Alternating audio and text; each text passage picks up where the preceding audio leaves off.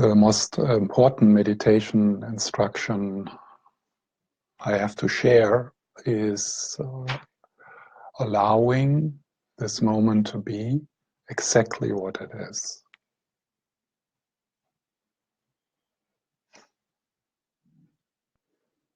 Allowing this moment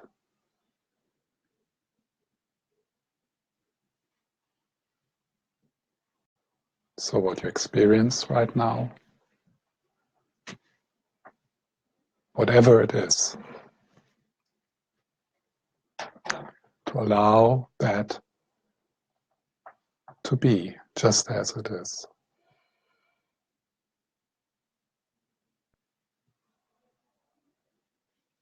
So to explore this allowing,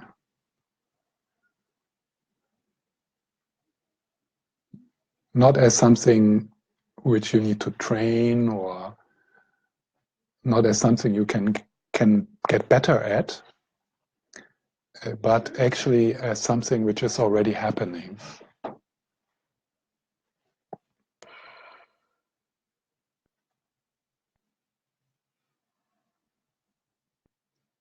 The sky does not need to say, okay, now I allow you to be. Now I give space to you, as if the sky has any choice.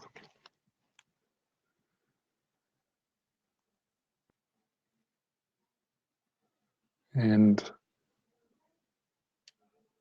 what we do in meditation, we shift back into that sky-like, cognizant, loving space, which is our true nature.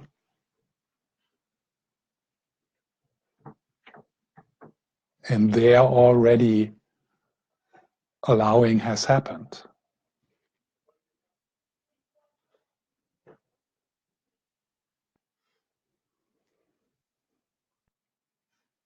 So you can't fail in this practice. It is actually a very precise doing nothing.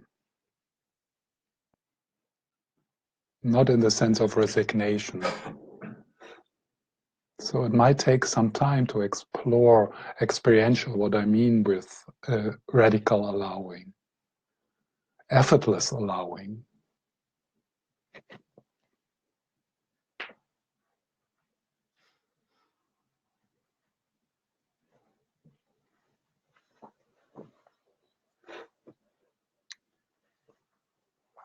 Being the sky, or discovering that you are already the sky.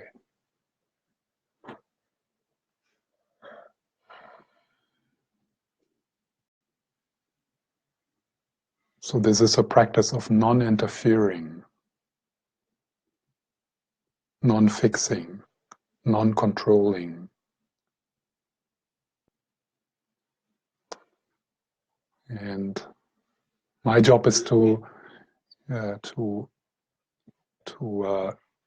remind us, through instructions, simple instructions. The most simple instruction would be, yes, yes, this is how it is. And this is how exactly it is. It is. It is already. Yes, this is how it is.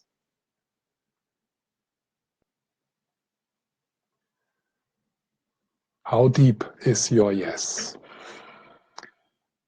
In this moment, we are working not the fictive, the imaginary problems. We work with this moment. This is all we have. We need to work only with this moment as it is.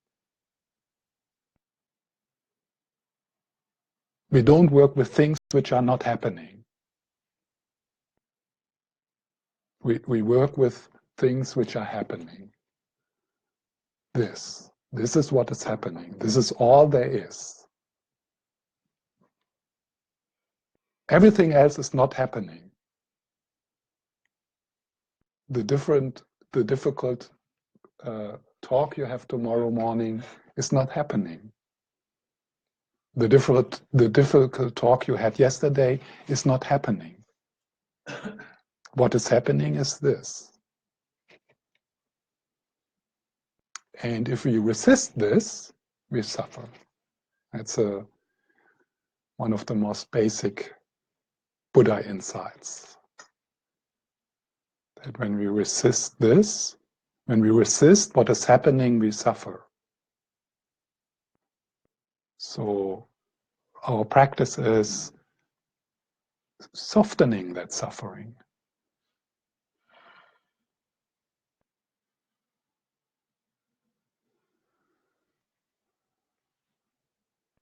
Softening that resistance. Not that suffering, I mean the resistance, softening the resistance, and with that, reducing the suffering. Just a little tiny bit. Then it's worth to be here. If it can be a little tiny bit. From feeling rotten to feeling just bad.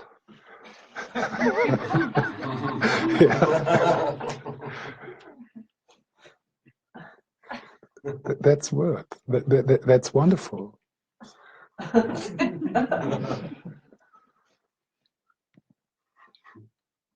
So how deep is your yes?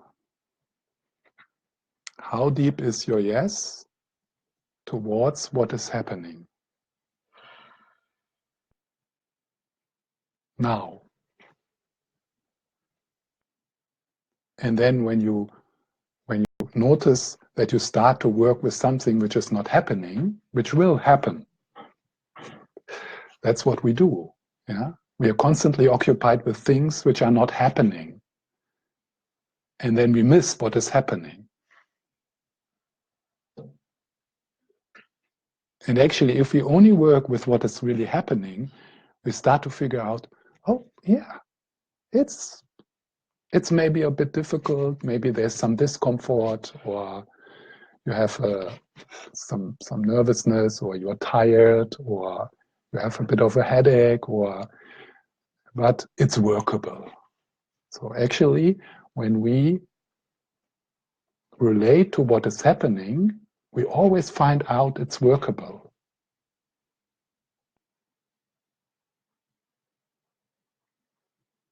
Of course, that what is not happening is not workable.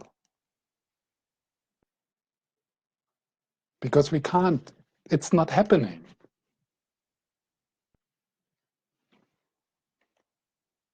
It's imagination. So what do you do when you notice that you are involved with something which is not happening? Yeah, don't worry so much. Just come back. Just maybe open your eyes, look at me, look at the Buddhas above me. Reconnect with your breath, with your body. Reconnect with something which is actually happening.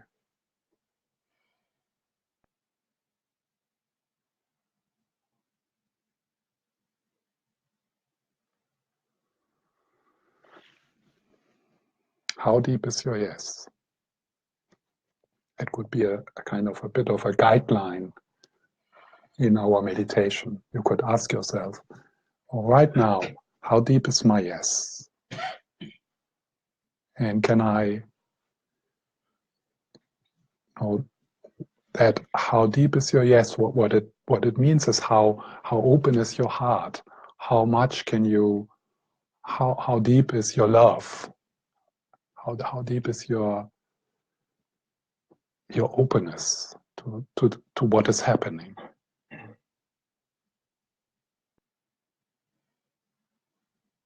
And how deep is your yes? That question, it's an invitation for you to drop into the body, because the yes, the yes happens in your body.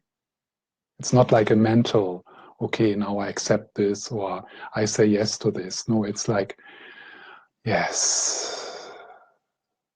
How deep is the yes? It's like this. From the toes to the top of your head, every cell of your body. Yes.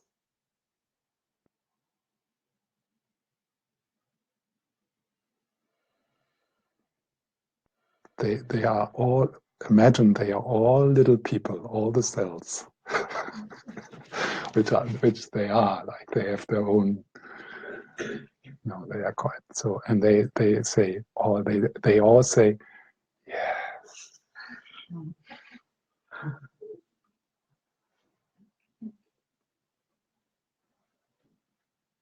And nothing is excluded. And we, and as best as we can, we allow this yes to happen without an agenda. Okay, I say yes for 2 minutes. And then you, anxiety, you better get better. Otherwise, out into the cold. I don't want you here at the peace table. Oh, that yes, which we explore here, how deep is your yes, is really a radical invitation.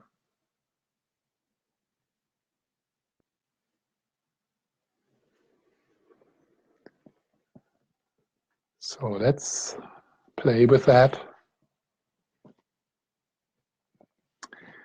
When we sit quietly, I will repeat that invitation a few times.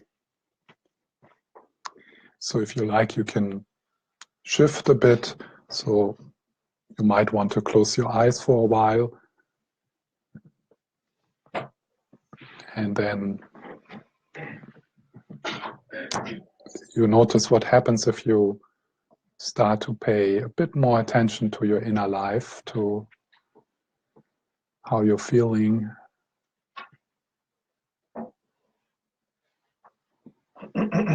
What is happening for you? What you brought with you into this moment. And whatever you brought into this moment, it needs your love, your attention, your care.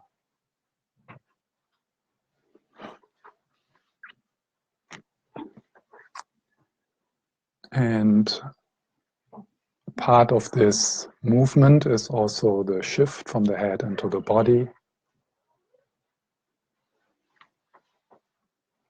So I invite you with the next in-breath to slide with your awareness, kind of a bit of a body sweep or body scan. So with the in-breath you slide or you drop into the body.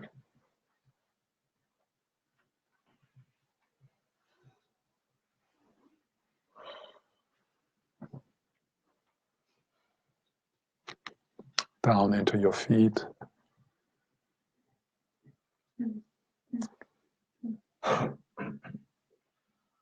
And it is really a welcoming.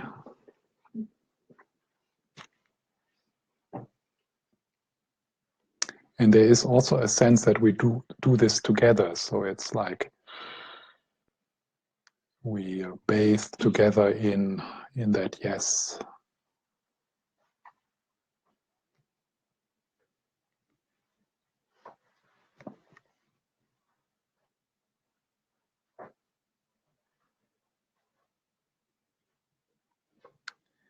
And then with the out breath,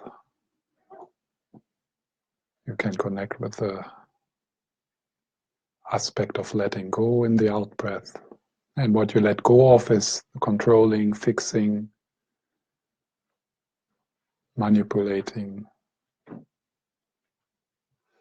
trying to feel better.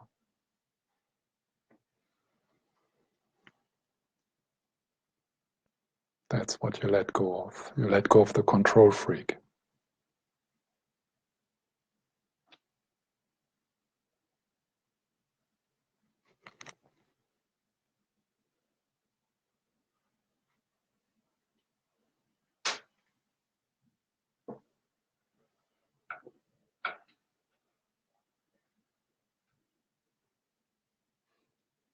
So with the in-breath, bathing your experience, welcoming, befriending,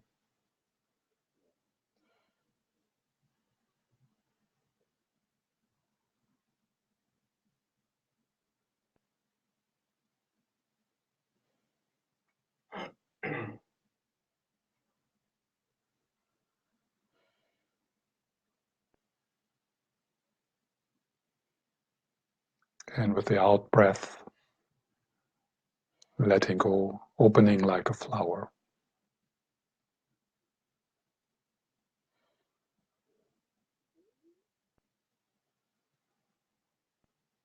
And maybe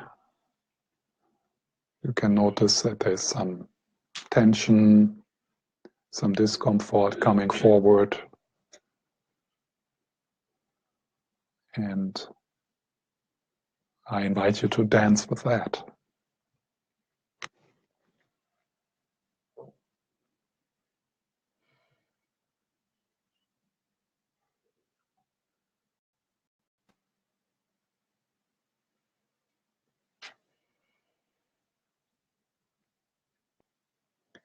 Softening the belly, the shoulders, the forehead.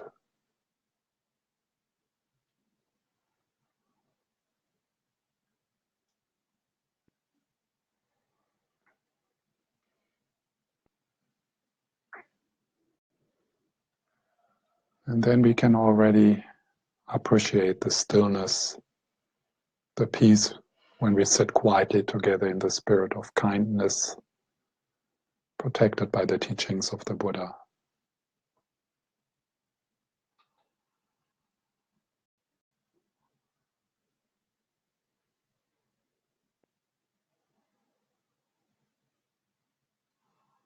So you can become aware of the still presence which we share from heart to heart.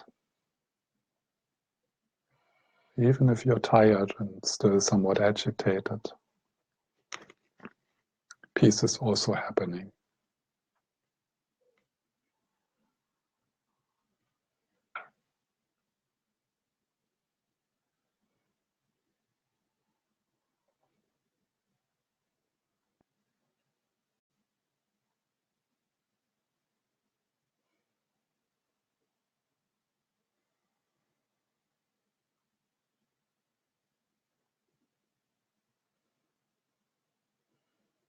And then when you notice that you are occupied with something which is not happening,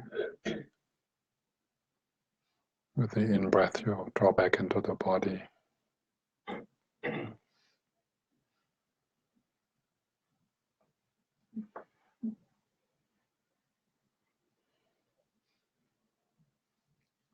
Stay here with us, stay here with me, with this voice, with your breath,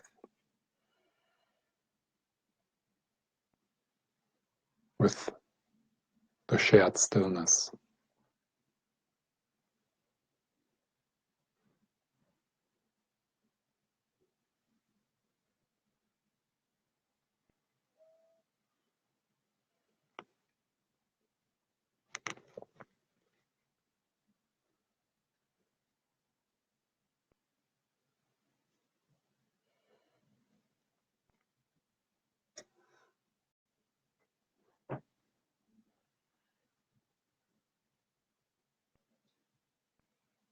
Could you allow yourself to find a place of rest in the midst of your experience?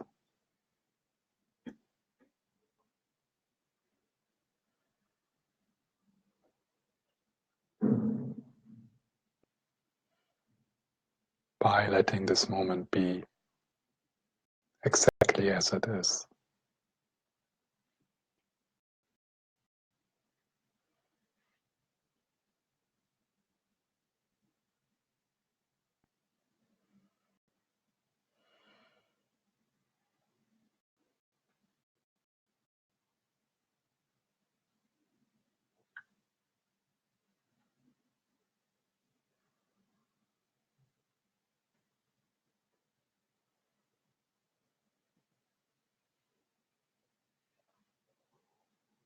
And of course, thoughts continue to arise. That's fine. They are like waves on the surface of the ocean.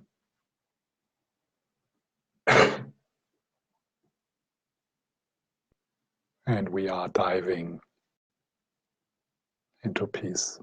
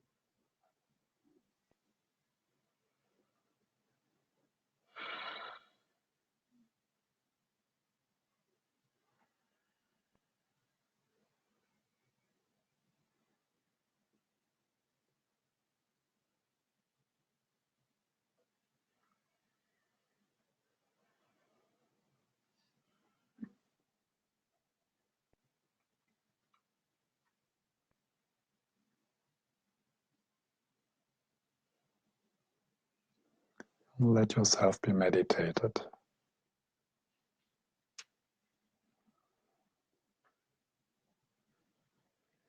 by bathing with your whole body from the toes to the top of your head.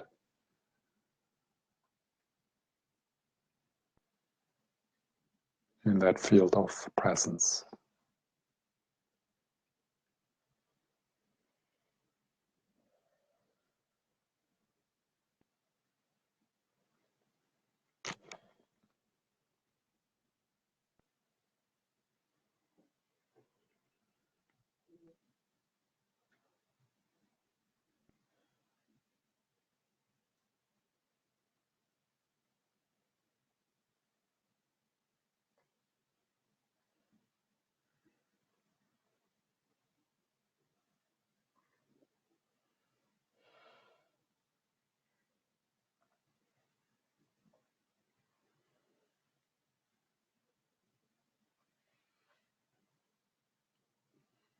And returning.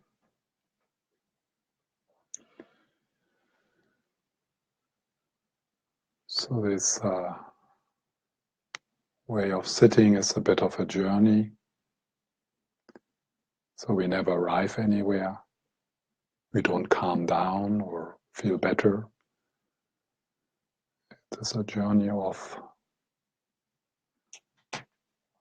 opening, loving whatever arises.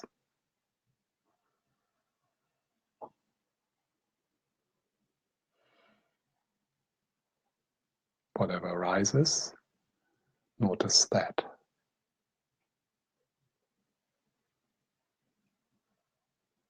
Whatever arises, love that.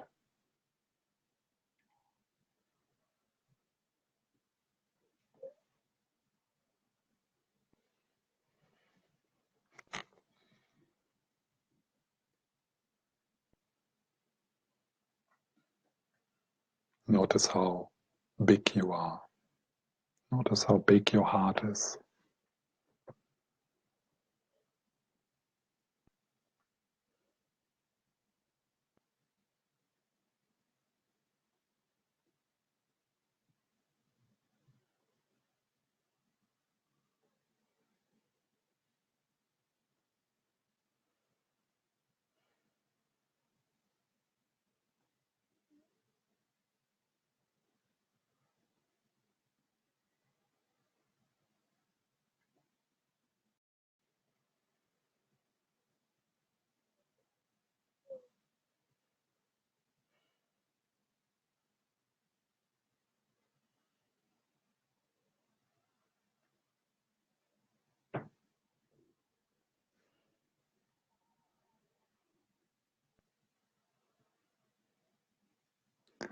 And then returning, sliding back maybe into your hands, feeling the lightness in your hands, the lightness in your belly.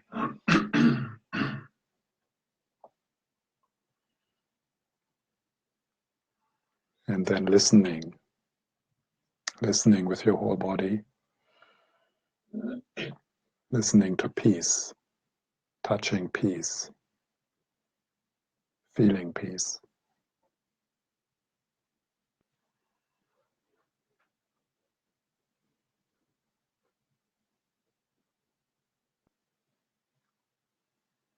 The peace which is surrounding, underlying, and pervading this moment.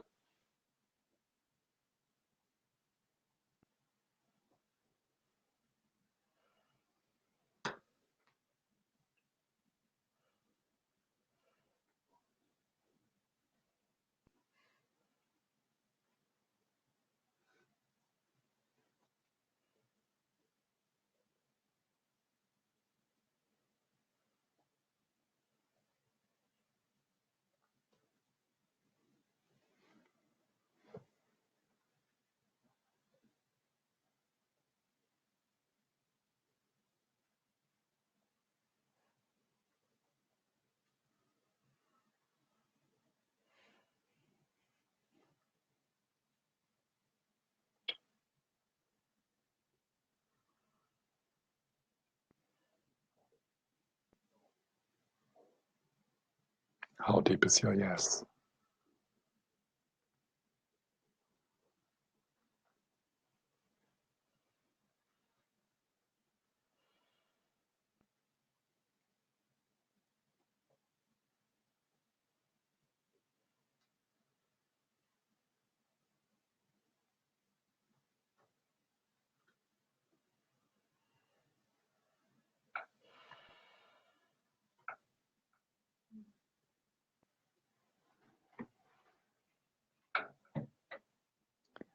Then when you notice that you try to fix or control,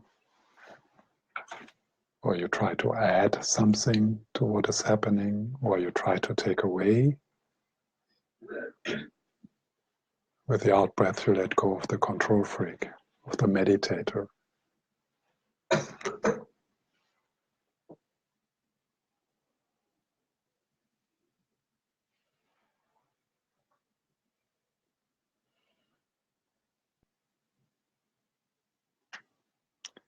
You let go of the one who demands this moment to be different than it is. How silly.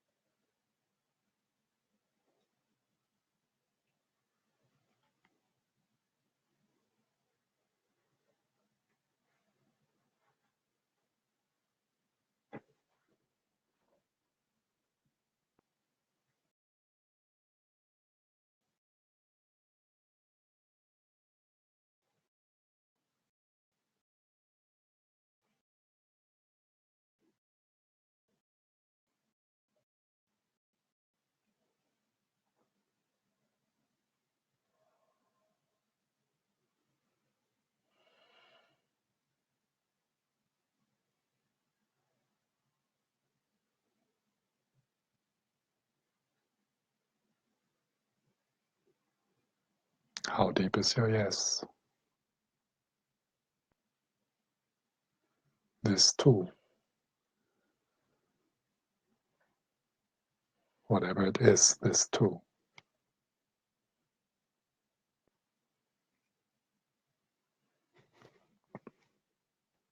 Softening and opening.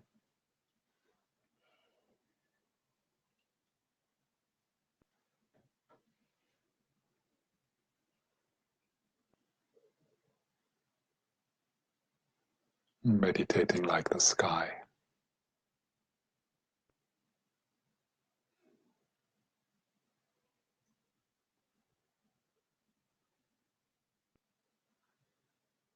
Being the sky. The cognizant, loving sky.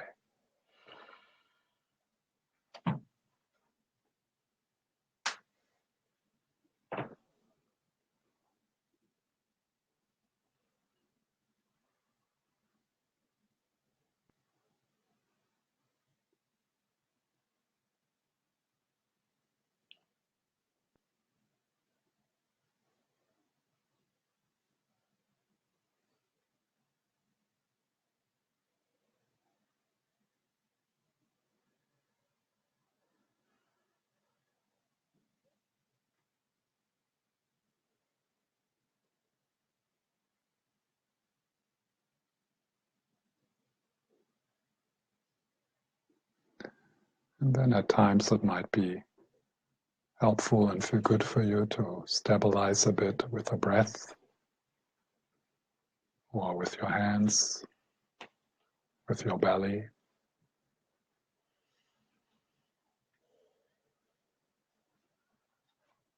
And then you slide again into open awareness, like sitting by the beach, and opening to the landscape, to the waves coming and going. So here we open to this landscape and allowing sounds, thoughts, feelings, sensations to come and go.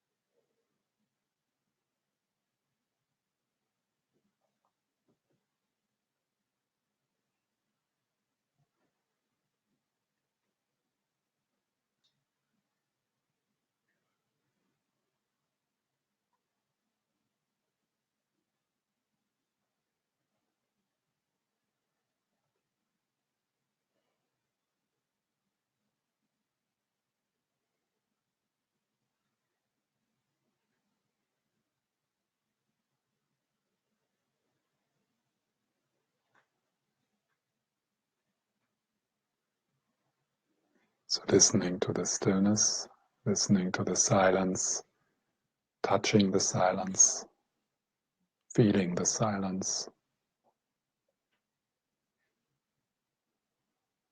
Maybe only for short moments.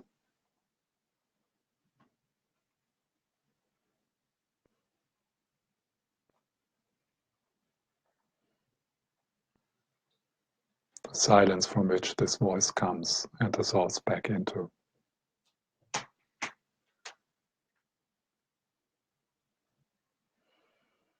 The space from which this voice comes and dissolves back into.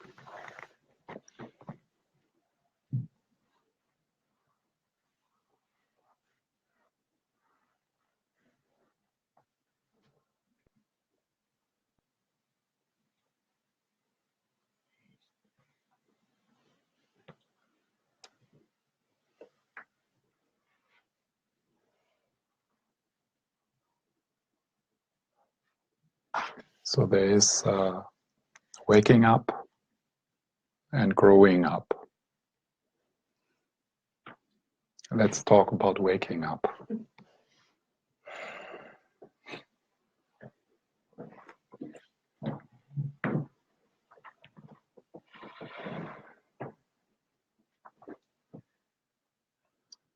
So the waking up means has two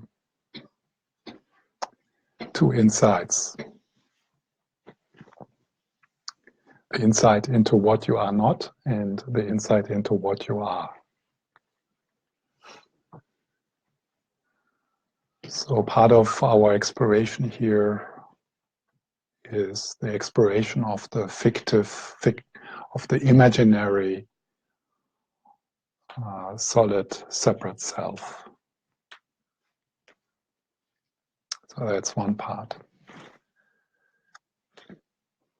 To look through that construction, to look through that illusion, to look through the illusion of the mini-me.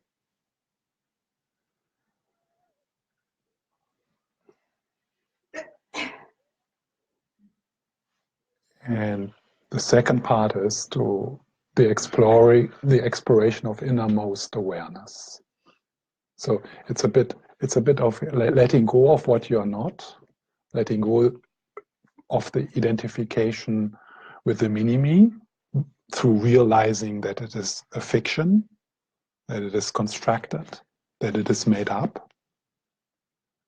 So it's not really that you let go of something. You realize that it does not exist except in in fiction, except in in stories.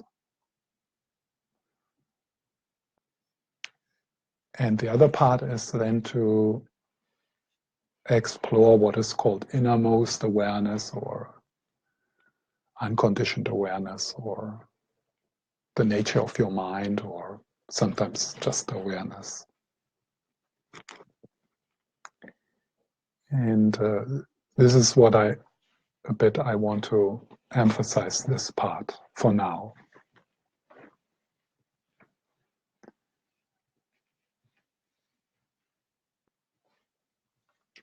So what my inspiration is, or my wish, that these evenings become an opportunity for us, an invitation to become experiential, more familiar with what in the Buddhist tradition is called the nature of mind, or innermost awareness, or your essence, or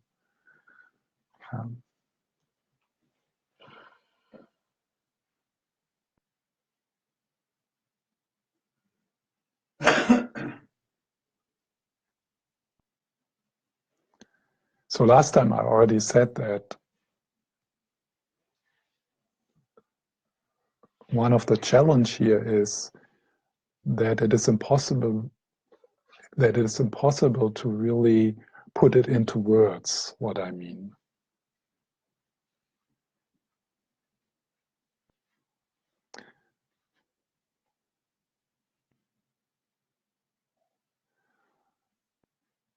So listen also to what I not say. Listen to the gaps between the sentences.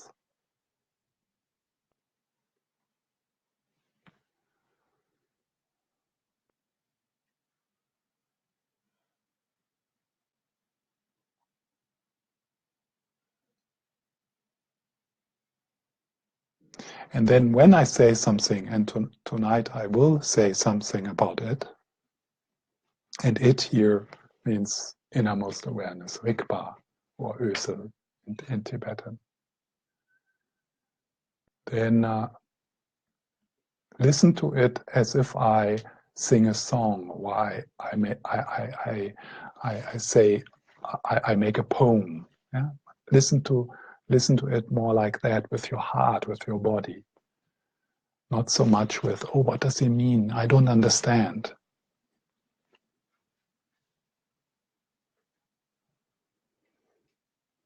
So kind of let the words flow through your, through what?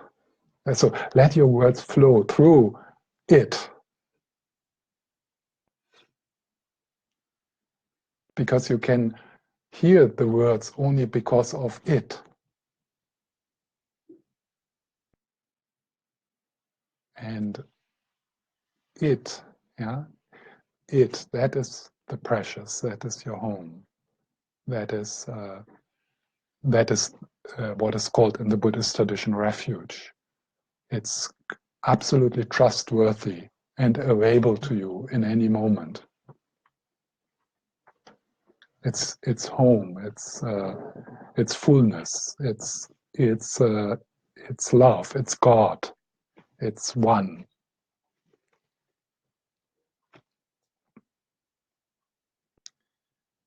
So it makes it possible for you to look at me and to listen to me.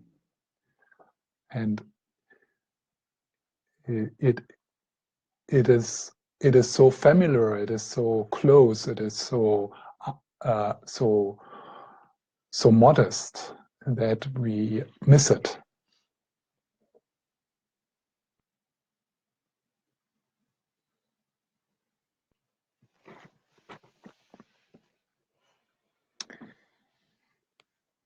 So before the break, I want to mention those 3 pointers, or 3 qualities with which in some Buddhist tradition it is described. And then after the break, I will kind of make a few words while we sit to, to kind of, yeah, to kind of share the recognition of it.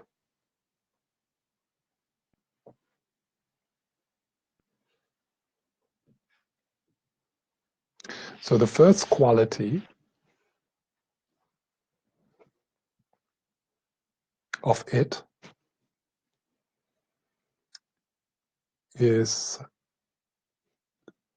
sometimes called cognizant nature or knowingness, or Tara Brach calls it awakeness.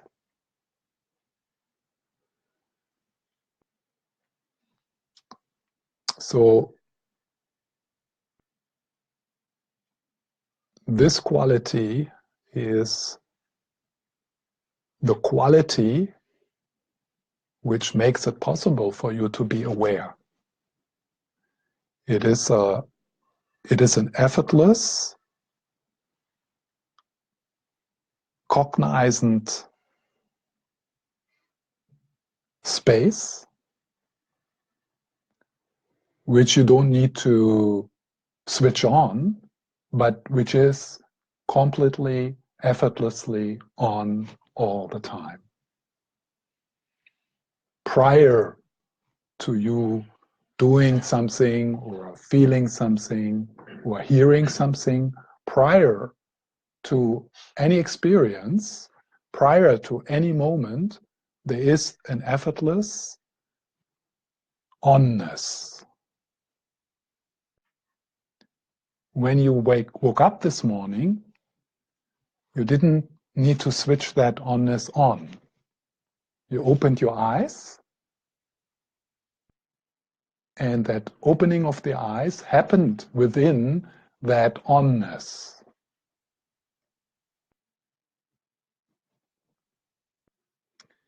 That onness was on also during sleep, in your dream. It was on yesterday. It was on 1 year ago. It was on 20 years ago. A lot of things have happened in between. Your body changed completely, your feelings changed, you live somewhere else, you have different relationships. But that onness remains the same and is there, always, already.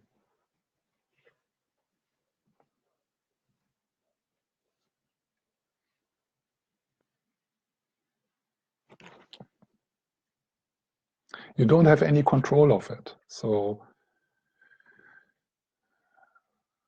I prove that to you now by inviting you for a very short moment only to switch out that onness. So kind of go back. I mean, if I would ask you now, are you aware? Probably most of you would say, yeah, I'm aware. I'm here. I'm listening. I'm present. So now I invite you to kind of turn back to that. Yeah, that onness, that presence, and just for a short moment, switch it out. Come on. Now.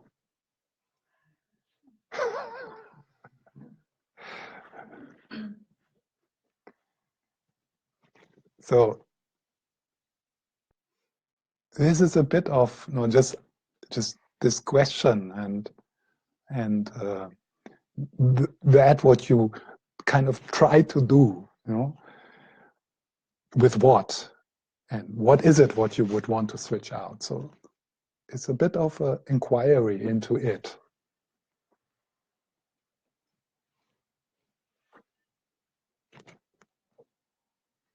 So So that is the cognizant nature, and it remains the same. So one kind of direction in our meditation could be to ask, what does not change? What is there all the time? What is, it's a kind of beingness, a kind of deep I amness, which is surrounding and underlying and pervading every moment. You have no clue what is going to happen today, tomorrow. Yeah, I mean, on the way home, we don't know how we feel. We don't know. I mean, something wonderful can happen, something terrible can happen. So we have no clue. But what we can be sure of, that it is there.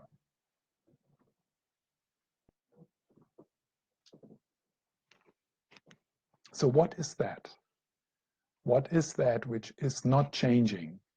What is that which has been exactly the same, radiantly, effortlessly present when you were 5 years old?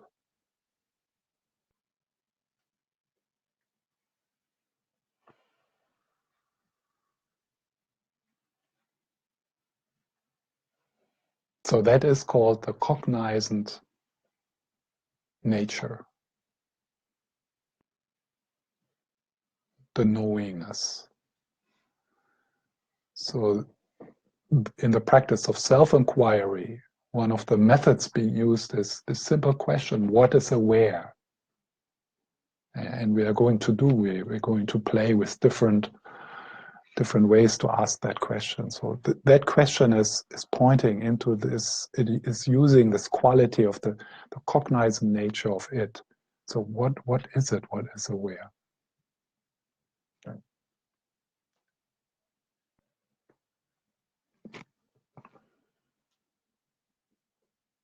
If that question brings you into your head, into a kind of philosophical or neuropsychological discussion about the brain or what is consciousness, that's the completely wrong track. Here in this inquiry. It's also, there's time for that as well, if you're interested in that. Yeah, but here we are curious about the space in which this kind of thinking happens.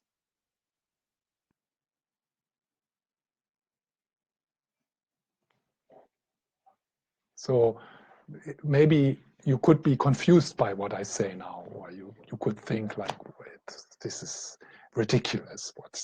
So now the curiosity is, what is aware of that? Since you are aware, since, for example, you know that you are confused, yeah, so you know that you are confused, but what is it what knows?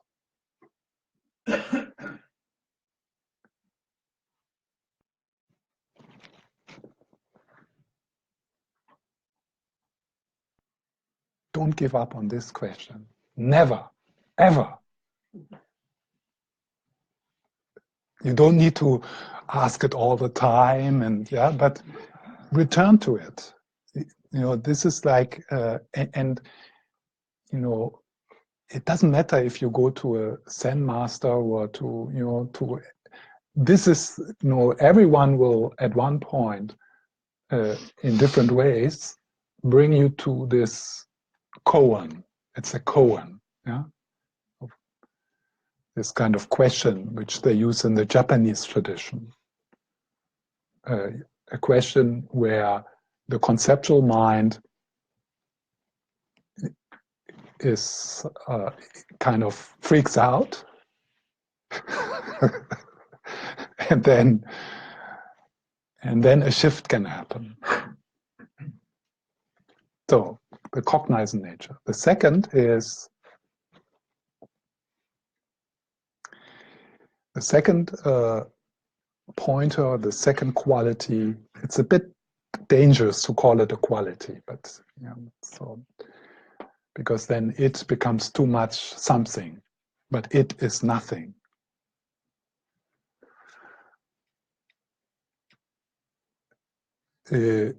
So the second quality is, it's called emptiness sometimes. Tara Brach calls it openness. So there's different aspects to that. One aspect is, it is an experience of boundarylessness.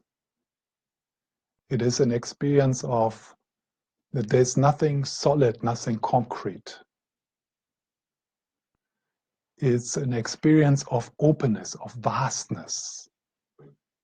And that openness, that vastness, which I sometimes point to also when I use words like stillness or silence, or I also use the word vastness.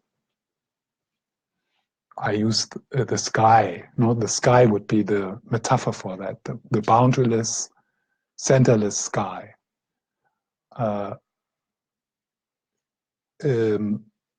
So that is something through different images and different words, I try to resonate with you. I kind of like, I use these words, and then it's a kind of invitation to see what is it in my own experience, vastness, what is there, you know?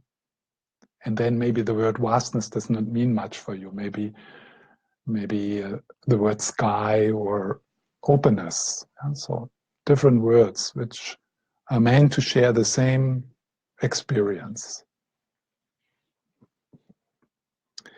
Within this, part of this emptiness is also that within that there is nobody there who is aware of it. There is no center, it's centerless.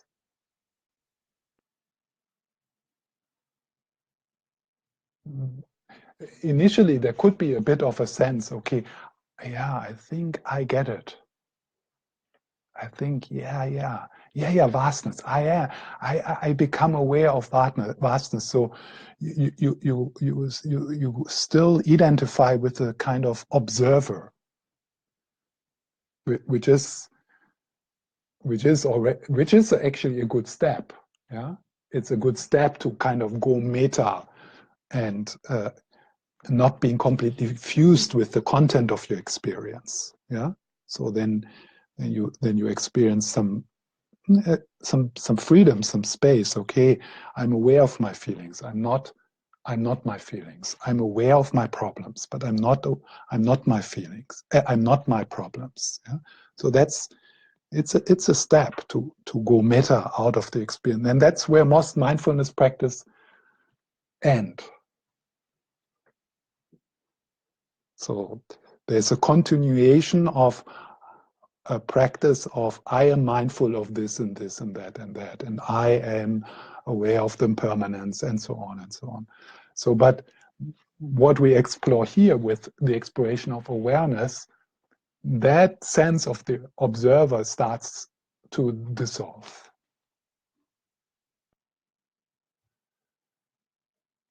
And with that comes a shift from I am aware of that space to I am that space. It's a shift of identity.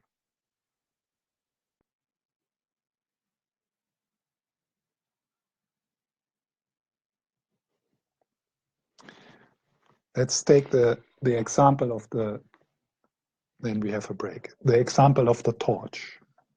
Yeah? So with a torch or a flashlight,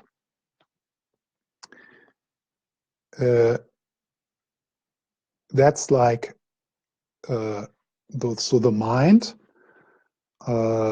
illuminating different objects through this capacity of focus. Yeah, so you kind of, in your meditation practice,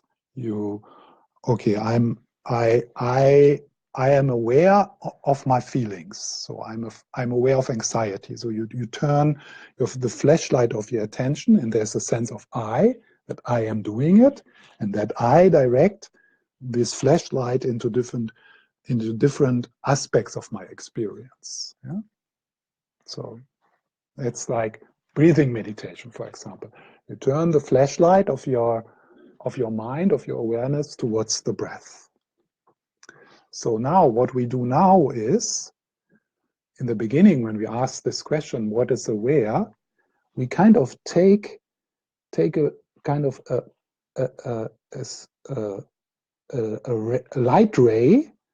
Yeah, we take a light ray and we turn it around, and we start to be curious into, okay, there's the object, there's breath, and there's my life, and there's my problems, but what is aware of all of that?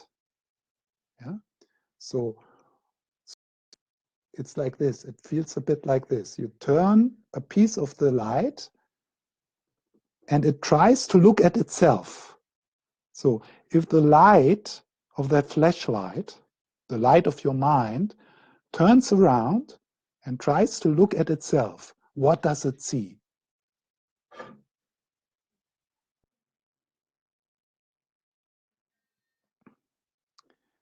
So that is the moment. You could be in that phase for quite a while of kind of being the observer, trying to find awareness. Yeah, what is this awareness? What is this innermost awareness? Yeah, like innermost awareness is looking for innermost awareness. So what happens at one moment? You kind of, okay, what is aware? What then? And then, oh, wow, I am the light. That's why I can't see it. I am the background. That's why I can't find it. I am already what I'm seeking. So you go that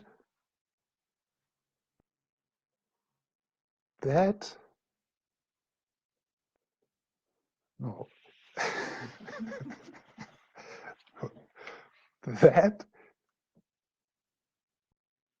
that what you are seeking is what is doing the seeking.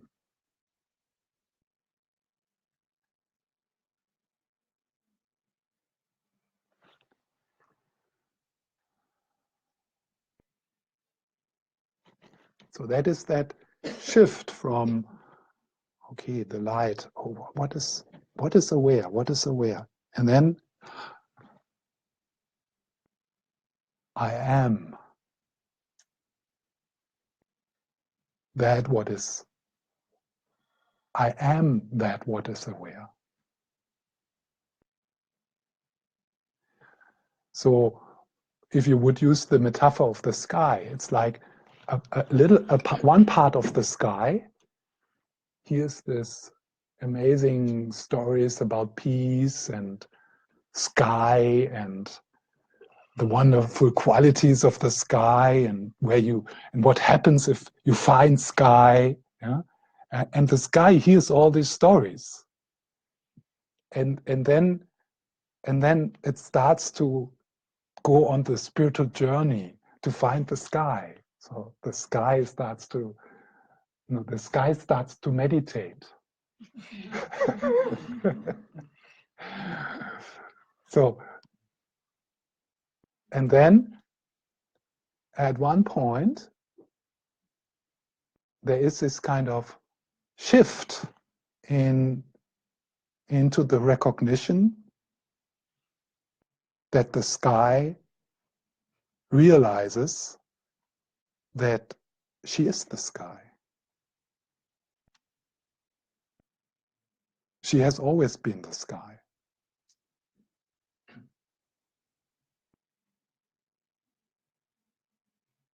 That is the end of seeking.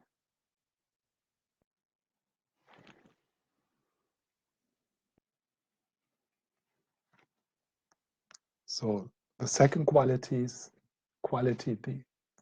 the emptiness. We are sharing here something which you can't find because you are it already.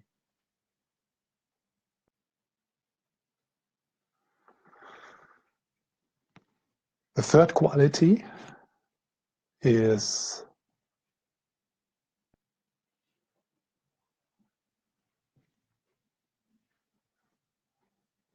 just now I can't come up with a better word than love. So the third quality is a radiant goodness, a radiant intelligence, a radiant gentleness, a non-judgmental,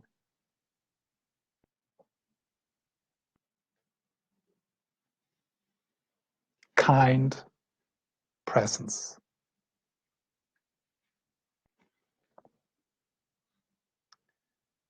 Which breaks into our life when we have a moment of connectedness, of openness, of love, of meeting someone from heart to heart, and somehow we feel we live in a good universe for a moment. Does not make sense. Our mind then kicks in, wars and so on and so on. But they are these moments where we feel somehow there is a fundamental, indestructible goodness at the core of each moment, at the core of the universe.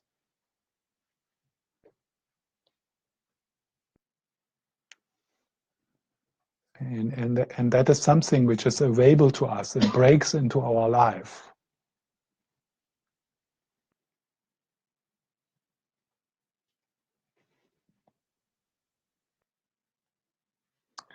Okay, so let's have a break, 10 minutes, and then after I will lead a meditation to point a bit to these three qualities, and then there will be time for some questions which I can't answer.